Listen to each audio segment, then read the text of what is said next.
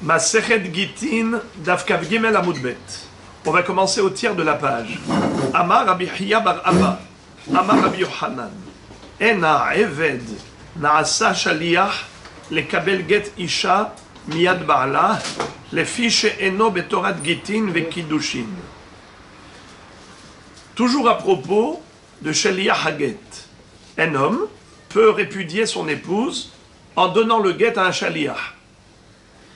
Mais il y a des personnes qui ne sont pas aptes à être Shaliach. On a déjà vu ça, qu'il y a 5 personnes qui sont exclues. Comme par exemple, Heresh, Shoté, Katan, Souma et Goy. Mais là, Rabbi Hiya bar Abba Amar Rabbi Yochanan nous dit que même le Eved Kenaani également est exclu. Et pourquoi est-ce qu'il est exclu? Car il n'est pas concerné par les lois de Gitin et Kiddushin. Ça n'existe pas un mariage pour un Eved Kenaani. Et donc il n'existe pas de divorce non plus. Il n'y a pas de mariage, il n'y a pas de divorce.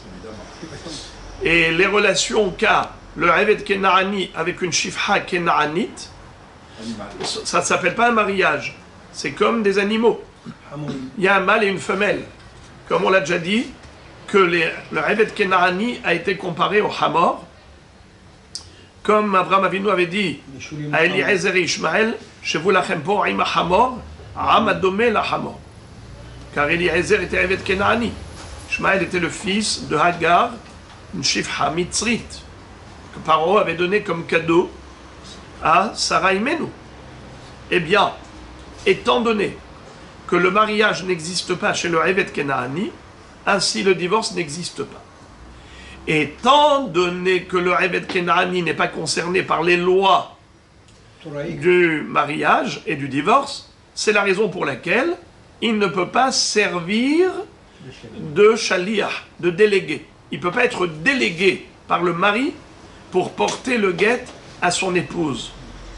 Car il n'est pas concerné lui-même par ces dinim. S'il n'est pas lui-même concerné par ce sujet, il ne peut pas être shaliach pour ce sujet. Voilà pourquoi un homme qui donnerait le guet à un shaliach pour remettre à sa femme, la femme n'est pas divorcée. Car la notion de shlichut, c'est shlucho shel adam kemoto. Le shaliach, c'est comme la personne. C'est une halacha. Et on l'apprend, cette notion de shlichut, on a plusieurs références. Mais il faut qu'il soit concerné par le sujet. Alors, relisons, parce que c'est la suite qui va être étrange. Rabbi Yochanan commence par un sujet, et il termine étrangement par un autre sujet, et la Gemara va se demander quel rapport. Amar Rabbi Hiya bar Abba Amar Rabbi Yochanan, En ha'eved na'asa shaliach lekabel get isha miyad ba'ala, lefi she'eno betorat gitin vekiddushin. Le Eved Kenaani ne peut pas être shaliach pour recevoir le guet du mari à son épouse, pour transporter le guet à l'épouse. Les fiches no betorat gitin vekiddushin, car il n'est pas concerné par ces lois du divorce. Va'af alpi sheshaninu, hare ad shifha uvlader ben chorin, imaita ubara zartalo. Bien qu'on ait dit que si un maître disait à sa servante, toi, tu resteras ma shifha, mais le fœtus que tu portes sera libéré.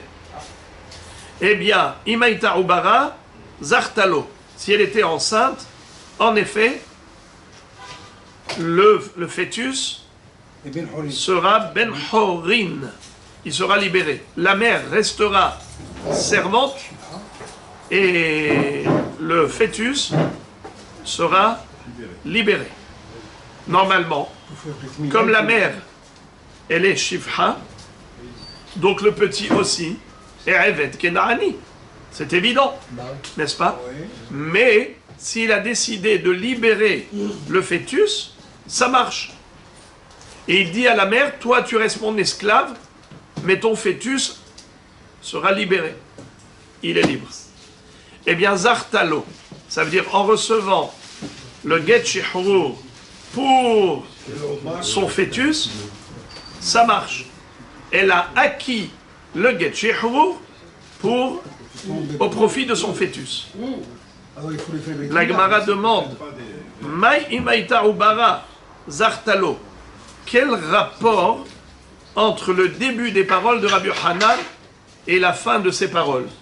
Il a commencé par dire qu'un Eved Kenaani est disqualifié en tant que shaliach à get, mais une servante, elle est apte à recevoir le get shihrur pour son ubar. Boker tov, mais c'est évident, vu que un Eved Kenaani peut recevoir le get shihrur, il est concerné par les lois du shihrur. Alors quel est le sens du hidouche de Rabbi Yochanan? Quel rapport entre le get et le get shihrur, entre le get isha et le get shihrur? Regardez Rashi.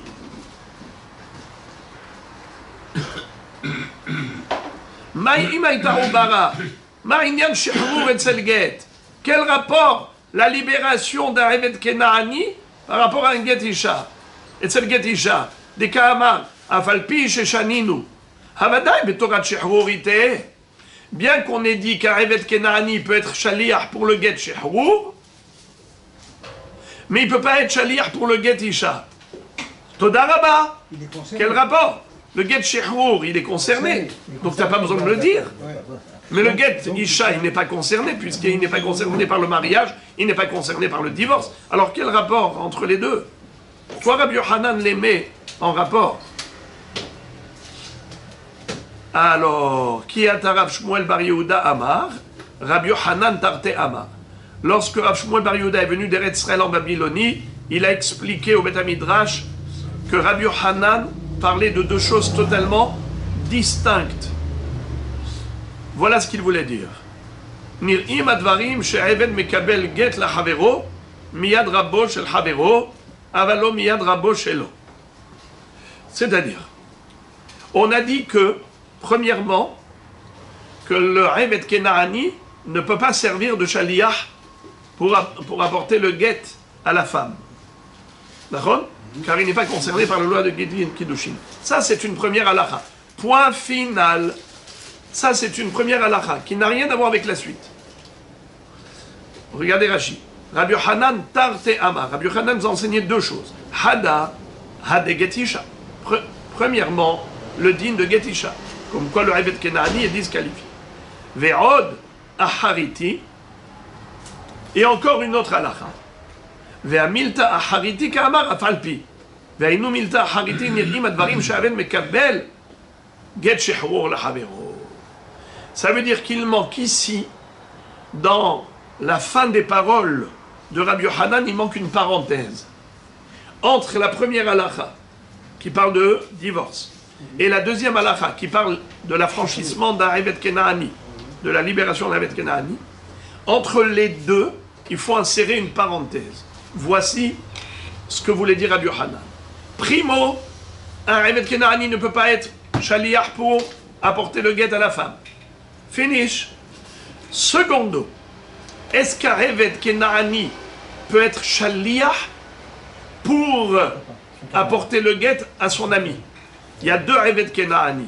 Est-ce qu'un Eved Kenaani peut apporter le guet shihrur, le document de libération de son ami, qui est Eved Kenaani, du maître au Eved Kenaani? Puisqu'il est concerné. Alors écoutez quelque chose d'important. Nir'im adevarim she'eved mekabel get shihrur lahavero miyad rabo shel havero aval lo miyad rabo shelo. Le principal hidouche de Rabbi Yochanan est le suivant. Certes, vous avez raison, et bravo de l'avoir dit avec fougue. Vous l'avez dit avec fougue. Vous avez dit, Mechon, Hazak, vous avez dit, oui, un Eved Kenaani peut être shaliach pour apporter le get shihrur à un autre Eved Kenaani, car il est concerné par les lois du shihrur. Bémol. Il y a un bémol. Attention. Ça dépend. De quel ami s'agit-il? Il y a deux Eved Kenaani. Parfois, il y en a un qui peut être Shaliach pour apporter le guet à l'autre. Et parfois, non, il ne peut pas lui apporter.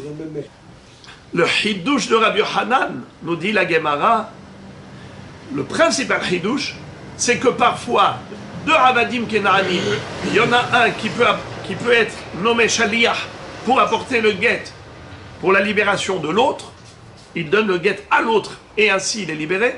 Et parfois il lui donne le guet, il n'est pas libéré. Dans quel cas la shlichut elle fonctionne, dans quel cas elle ne fonctionne pas, ça dépend. Si ces deux avadim ont deux maîtres différents, ou bien les deux avadim appartiennent au même maître. S'ils appartiennent au même maître, ça ne marche pas. L'un ne peut pas être shaliach pour l'autre. S'ils appartiennent à deux maîtres différents, oui c'est possible que l'un soit shaliach pour l'autre. Pourquoi? Quand ils appartiennent au même maître, on a une règle. Yad Eved Keyad Rabo. Répétez ces quatre mots. Yad Eved Keyad Rabo. La main du Eved Kenaani, c'est comme la main du maître. N'est-ce pas? Puisqu'il lui appartient. Alors à Botaï, regardez. Il y a deux Eved Kenaani. Les deux appartiennent au maître. Au même maître. Donc il y en a un qui c'est la main droite et l'autre c'est la main gauche. Dites-moi, si le maître donne un guet de la main droite à la main gauche, ça sert à quelque chose? Non. Ça sert à rien du tout. C'est resté toujours chez lui. Alors c'est la raison pour laquelle ça ne marche pas. C'est-à-dire que le shaliach, il n'est pas shaliach. Le shaliach n'est pas shaliach. Étant donné qu'il appartient à son maître, il est annexé à son maître, donc il n'a pas un statut de shaliach par rapport à l'autre. Et un maître ne peut pas libérer son esclave? Ah, alors la question se pose. Mais pourtant, un maître, il peut libérer son esclave et il lui donne le guet dans la main. Alors là aussi, on devrait dire que c'est la main droite à la main gauche. La réponse, nous dit Rashi, pour libérer le Eved lui-même, il n'y a aucun souci. Pourquoi? On a une règle. Gito, Veyado, Ba'im Ke'ehad. Quatre mots, répétons. Gito, Veyado, Ba'im Ke'ehad. C'est-à-dire, lorsqu'un maître donne à son esclave le guet Shehrur, eh bien, au moment où il lui donne le guet Shehrur, il lui donne le guet, il a Shehrur. Il lui donne Shehrur, il a le guet. Ce sont deux choses qui arrivent concomitamment.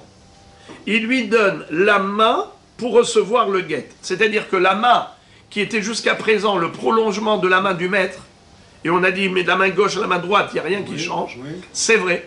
Mais quand c'est un guet shihrur, le shihrur déclenche l'autonomie de la main. Et du coup, le Eved devient autonome pour recevoir son guet. Et quand le Eved devient autonome pour recevoir son guet, alors le guet qu'il a reçu l'a libéré. Ce sont deux choses qui arrivent concomitamment. Ça, c'est dans la mesure où le Adon donne le guet shihrur pour libérer le Eved.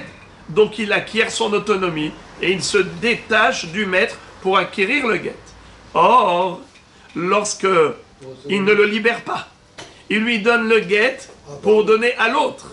Alors, étant donné qu'il ne l'a pas libéré, donc puisqu'il ne l'a pas libéré, donc il reste lui-même. Alors, oui, mais après il donne à celui qui doit être libre. Oui, mais il ne peut pas être shaliach. Il est quand même, c'est quand même un gouffre entier. Mais il ne peut pas être shaliach. Il n'est pas déconnecté. Un shaliach, c'est quelqu'un qui est déconnecté. Alors, étant donné que Rabbi Yochanan nous enseigne cela, mais Rabotai, vous avez compris que ça c'est une parenthèse qu'on a rajoutée. C'est pour ça qu'on ne comprenait pas au début quel rapport entre le début et la fin des paroles de Rabbi Yochanan. Au début, il parle de Getisha, après il parle de Afalpi, chez Shifha. Donc, quand le Adon il donne à la Shifha le Get Shehrur, eh bien, pour son Oba, pour son fœtus, ça marche. Et quel rapport? Alors, la réponse, le rapport, il est avec une halakha implicite. Une halakha qui ne figure pas clairement. Une parenthèse qu'on a rajoutée. Et maintenant, on va comprendre la beauté de la preuve de Rabbi Yochanan. Il dit, un Eved Kenaani peut devenir shaliach pour un autre Eved Kenaani, à condition que ce soit pour quelqu'un d'autre. Marron, à condition que ce soit pour quelqu'un d'autre. Ça veut dire qu'il peut être Shaliach pour apporter, par exemple, on va dire il y a deux propriétaires, Réhouven, Shimon. Réhouven est propriétaire de, comment on va l'appeler, Martin, d'accord? Réhouven est propriétaire de Martin et Shimon est propriétaire de Christophe, d'accord? Alors maintenant, Christophe peut prendre le guet de Réhouven et de le donner à Martin. Car Christophe, c'est le Eved Kenaani de Shimon. Il est déconnecté de Réhouven. Donc il peut servir de Shaliach pour apporter le guet à Martin. Hein? On avait compris ça. Alors maintenant, c'est quoi le problème? C'est que, bien qu'on ait dit qu'une femme... Pardon, excusez-moi. Le Ika, ça c'est pas shoot. Ça c'est pas shoot. Qu'est-ce qui n'est pas shoot? C'est que par contre, si les deux, Christophe et Martin, sont les Avadim de Réhouven. Alors là, Réhouven, s'il donne à Christophe pour Martin, ça marche pas. Ça marche pas. Alors, la question elle est, va falpi, chez, va fal, avalom yadrabo shelo. Ça veut dire s'il est lui-même Eved, il ne peut pas prendre le get Sherwour pour un autre Eved. Et alors là, du coup, Rabbi Yochanan, il vient et il s'autocritique. Il s'auto-objecte. Et il dit, Vim la hashra adam lo marzu ala hashnuya imaita ubara zartalo. Rabbi Yochanan lui-même, il vient, il te dit, et si quelqu'un va te dire à l'oreille, mais dis-moi, c'est quoi ça? C'est incompréhensible ce qu'il dit. Il dit que si les deux ils sont avadim du même maître, ça ne marche pas. Mais pourquoi ça ne marcherait pas? Parce que tu me dis que quoi? Étant donné qu'il n'a pas libéré le premier, donc il ne s'est pas déconnecté de son Adon, donc il ne peut pas être Shaliach pour l'autre. Maron? Alors comment ça marche pour une Shifha Me'oberet? Lorsque la servante elle est enceinte et qu'il a donné un get shehrour à la servante que pour son fœtus, il lui dit, toi tu restes ma servante, mais ton fœtus est libéré. Zartalo, ça marche. Mais comment ça marche? Mais elle n'a pas été libérée, donc elle n'a pas été déconnectée de son maître. Comment elle peut être Shaliach pour être Zocha pour son Obar? C'est ça la question que tu peux poser. Rabbi Yochanan lui-même s'autocritique en disant Veim la hashra adam lomar zoha la hashnuya. Mais c'est une alara qu'on a appris dans une braïta. Imaïta me'uberet zachtalo. Si le Adon donne un get shehrour à sa shifha kenaanit qui est enceinte et il lui dit moi je ne veux pas t'affranchir à toi, je ne veux libérer que ton fœtus, prends le get pour ton fœtus. Zachtalo, oui, immédiatement elle a fait acquisition de ce get shehrour et son fœtus désormais il est libéré. Et morlo, tu peux lui répondre à celui qui va te poser cette question. Dis-lui, Shne Gedole Hador Pirshu et Adavar, Rabbi Zera et Rabbi Shmuel bar Yitzhak. Il y a deux Gdolim qui ont déjà expliqué et répondu à cette question. Had Amar et Had Amar. Il y en a un qui a dit ceci et l'autre a dit cela. Généralement, quand on dit Had Amar et Had Amar, ça veut dire que il y a une mahloket. Il y en a un qui dit blanc et l'autre il dit noir. Mais ici, pas du tout. Ici, les deux, ils sont complémentaires. Et on ne peut pas se suffire que de l'un sans l'autre. Regardez la beauté. Hadamar Hamani Rabbihi de Amar Ameshachrer Hatsi Avdo Kana. Ve Hadamar Maitama de Rabbi Beha Kasavar Ubar Yerech Imohu Venaasa Kemi Shiknala Ehad Me Evarea. Ça va selon Rabbi. Rabbi qui a dit Ameshachrer Hatsi Avdo Kana. Rabbeinu HaKadosh nous enseigne un beau hidouche qu'il est possible de libérer que la moitié de son Eved Kenaani. Généralement, vous savez que pour qu'il y ait ce qu'on appelle Hetzio Eved et Hetzio Ben Horim, il faut que le Eved Kenaani appartienne à deux propriétaires. Par exemple, Réhouven et Shimon sont propriétaires de Martin. Alors, si Réhouven a donné le Get Shehrour à Martin, alors maintenant, Martin, qu'est-ce qu'il est devenu? Il est à moitié juif et il est à moitié... non, pas Goy. Eved Kenani. Il a les mitzvot d'une femme. Il n'est pas devenu juif. Vous vous rappelez hier ce qu'on a étudié? Il n'est pas Israël, mais il est Ben Berit.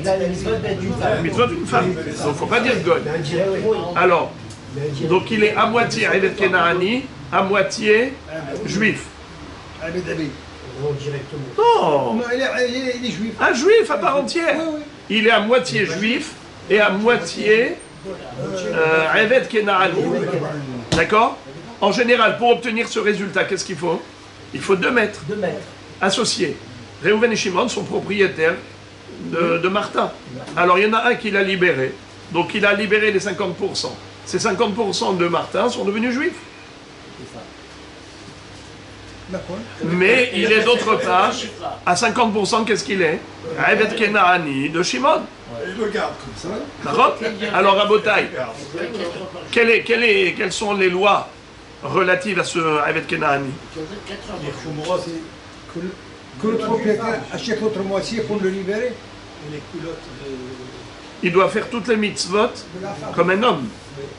Car les mitzvot de la femme, il les avait quand il était entièrement Eved Kenani. Maintenant qu'il est devenu à moitié libre, donc il a toutes les mitzvot d'un homme. Il peut faire partie d'un minyan. Mais le problème, c'est quoi? C'est qu'il ne peut pas se marier. Il y a une mitzvah qu'il ne pourra pas accomplir. Laquelle? Piria Berivia. Il ne peut pas se marier avec une juive. Pourquoi? Il ne peut pas se marier avec une juive parce que il a 50% de Eved Kenani. Donc la juive n'a pas le droit d'épouser un Eved Kenani. Alors il va aller avec une shifha. Et il va avoir des enfants. Avec une shifha, au moins il va amener des enfants. C'est ce qu'on appelle la pérennité du genre humain. Pourquoi ça ne marche pas? Parce qu'il est à moitié juif. Et un juif n'a pas le droit d'épouser une shifha. Alors celui-là, il est bloqué. Qu'est-ce qu'on fait? Alors, on avait vu, Bet Shammai, Bet Hillel. Bet Shammai disait, Kofin et Rabo, Vekotevlo Get Shehrur. C'est-à-dire, on va imposer au maître de libérer les deuxièmes 50%. Et le Eved Kenani, lui, s'engage à rembourser, à payer la dette. Parce que le Eved Kenani, lui, il appartenait 50% à l'autre, eh bien lui, il ne veut pas perdre ses 50%, ça coûte 2 millions à Eved. Il ne va pas perdre 1 million de shekels comme ça. Alors, qu'est-ce que doit faire le Eved Kenani? Il doit travailler toute sa vie pour rembourser le million. Mais il est juif à part entière, il pourrait épouser une juive. Alors maintenant, les amis, quel est le hidouche de Rabbi? C'est qu'il est possible d'obtenir ce même résultat, à savoir 50% Eved, 50% juif, même sans avoir 2 maîtres associés, Réhouven et Shimon. Même un seul maître. Il y en a un. Réhouven, il est propriétaire de Martin. Et il dit, je libère 50% de Martin. Et il donne à Martin un guet. Il lui dit, tiens, je te donne le guet pour te libérer à moitié. Est-ce que ça marche? Eh bien oui, ça marche d'après qui?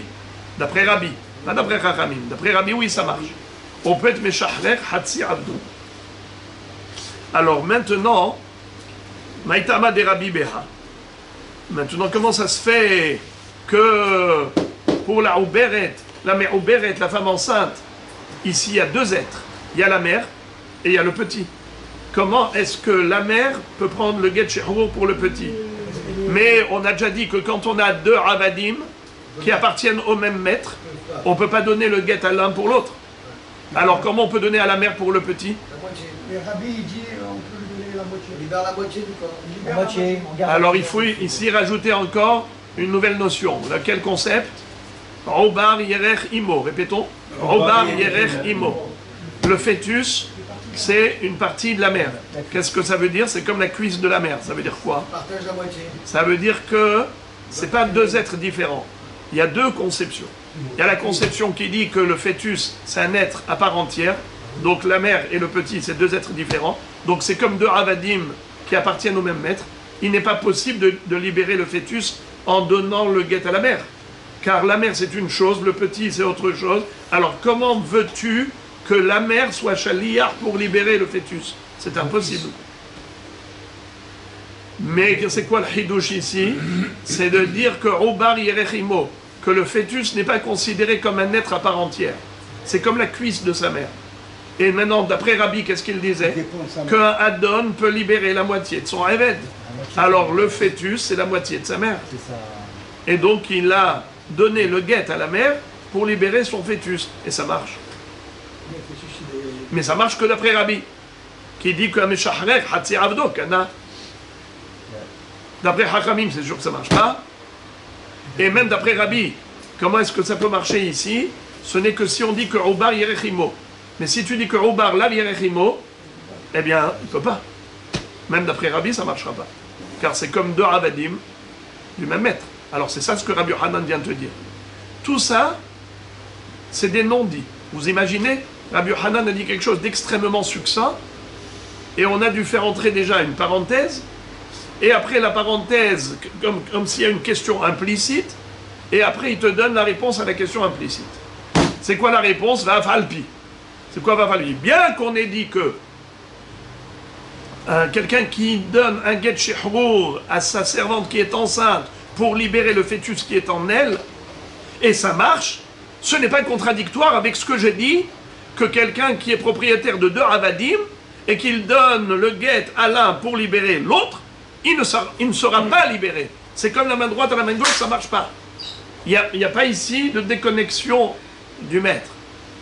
Et de ce fait, il n'est pas libéré. Ah, comment ça se fait qu'il n'est pas libéré? Pourtant, on a appris, c'est une braïta, que celui qui donne le guet shehrour à la shifra kenaanit pour son fœtus, il lui dit, mais toi, je ne te libère pas. Toi, tu restes ma servante, ton fœtus est libéré. Et ça marche. Comment ça marche? Alors que tu m'as dit que si les deux appartenaient au même maître, on ne peut pas nommer shaliach un eved pour l'autre. Réponse, aucun rapport.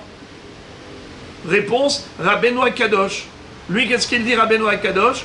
Ameshacher Hatzi Avdo Kana. Celui qui libère la moitié d'un eved, eh bien oui, c'est possible. Ah, Botaï, je vous pose la question, comment ça se fait que c'est possible? Et là, je fais appel à votre QI. Dites-moi, comment est-ce possible? On vient de dire que Ameshacher, quelqu'un qui donne le guet chez Hrou à son premier évêque pour le deuxième évêque, ça ne marche pas. Alors comment ça peut marcher à Meshacher Hatzi Avdo? Mais comment la première moitié va libérer la deuxième moitié? Si déjà même deux Avadim, un il ne peut pas être shaliach pour libérer l'autre, alors comment est-ce qu'il peut, d'après Rabbi, être shaliach pour être Meshacher l'autre moitié? C'est comme si le maître avait donné deux guettes. C'est pas comparable. D'après Rabbi et d'autres. Quand il a fait l'acquisition de la chifra, alors comment ça marche? Si quand Yerechimo, c'est la même chose. Yerechimo, ça vient en deuxième étape. Ça, c'est en deuxième étape. Oui. C'est-à-dire, comment est-ce que ça marche pour le Obar Yerechimo? Comment ça se fait? Alors, il te dit, ça marche d'après Rabbeinu Akadosh, qui dit que Ameshacher Hatzi Avdo Kana. Mais moi, je vous pose la question, mais comment Kana? Comment ça se fait qu'il les connaît? Comment, d'après Rabbeinu Akadosh, c'est possible une chose pareille? Mais c'est un raisonnement d'a fortiori. Si déjà deux Avadim, un ne peut pas être shaliach pour l'autre lorsqu'ils appartiennent au même maître, eh bien les deux moitiés d'un évêque, ils appartiennent au même maître. Alors comment est-ce qu'il peut libérer la moitié, mais la première moitié, les shaliach pour la deuxième moitié? Oui, si on voit comme ça. Mais sinon, si le maître avait donné, il avait deux shachim devant lui, il leur donne un seul guet en disant sur ce guet, je te libère à toi, mais pas à lui. Et il leur donne, les deux prennent le guet. Il y en a bien un qui le reçoit et qui devient libre. Et ici, alors, comment ça se fait? Comment ça marche? Ici, on n'a qu'un seul Eved. On n'a qu'un seul Eved Kenaani. Comment ça marche? C'est comme, oui, mais on a un Eved Kenaani qui est à l'intérieur de l'ombre. C'est pas deux. Il n'y a pas une transmission. Alors justement, alors je veux comprendre comment ça marche. C'est comme si elle donnait les deux mains et qu'avec les deux mains elle attrapait. Une main c'est le membre qui va être libéré par exemple, et l'autre main c'est le membre qui va rester. Khazak. Alors en fait, si vous vous souveniez de ce qu'on avait dit au début, Gito, Veyado, Ba'im, Ke'ehad, c'est 4 mots, que lorsqu'un Adon libère son Eved, on avait posé la même question. Mais comment ça marche? comment peut-on libérer un Evet? Mais c'est toujours de la main droite à la main gauche. Bravo, c'est concomitant. Au moment où on lui donne le guet, à ce moment-là, il obtient l'autonomie pour acquérir le guet qui va la franchir. Nahon, Gito Beyado Baim Ke'ehad. Eh bien, là aussi pareil. Ameshachrer Hatsi Avdo, c'est exactement le même fonctionnement. Sauf que, généralement, l'affranchissement, il est total. Or ici, c'est une libération à 50% seulement.